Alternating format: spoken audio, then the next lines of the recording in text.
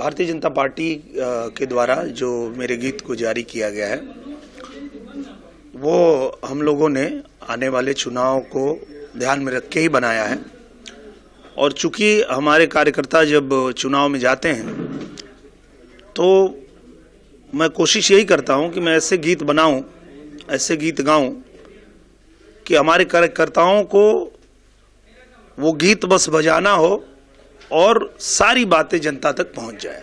वो road show चलते रहें, गाना बजता रहे और हमारे सरकार की जो उपलब्धियां हैं वो जनता तक गाने के माध्यम से पहुंचता रहे।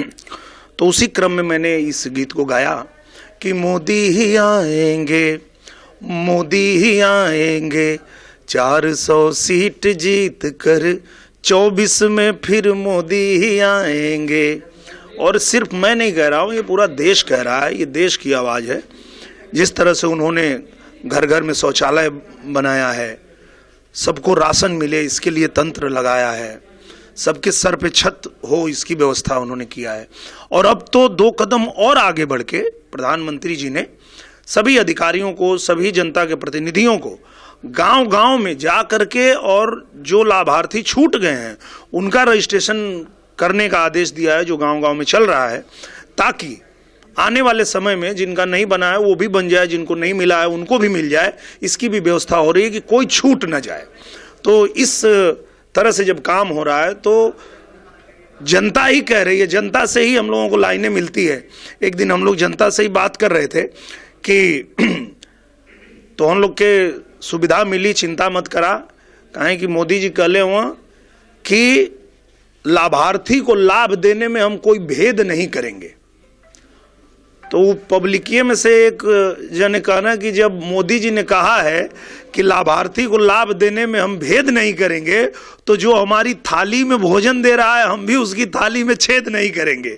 400 सीट से जीत के और फिर नरेंद्र मोदी जी इस देश के प्रधानमंत्री बनेंगे। एक दफा वो गाना गा दीजिएगा, जो धाम का नहीं किसी और का नहीं। बिल्कुल। अब जब 22 तारीख को हमारे अयोध्या धाम में प्रभु श्री राम लला का पट खुल रहा है और पूरे दुनिया से लोग दर्शन करने आ रहे हैं, तो एक गायक होने के नाते हमने भी प्रभु श्री राम पे एक भजन बनाया है जो अब आप लोगों के बीच आ जाएगा। बंद कराओ तो यार सूर अलगे जाता हो कि बंद करा, हाँ।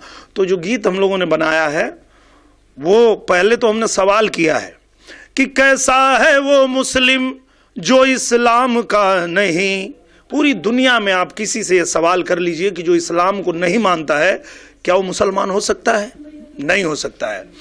तो उसी तरह कैसा है वो हिंदू जो श्री राम का नहीं, हिंदू होकर हुआ अयोध्या धाम का नहीं, तो जो राम का नहीं वो किसी काम का नहीं, जो मेरे राम का नहीं वो किसी काम का नहीं।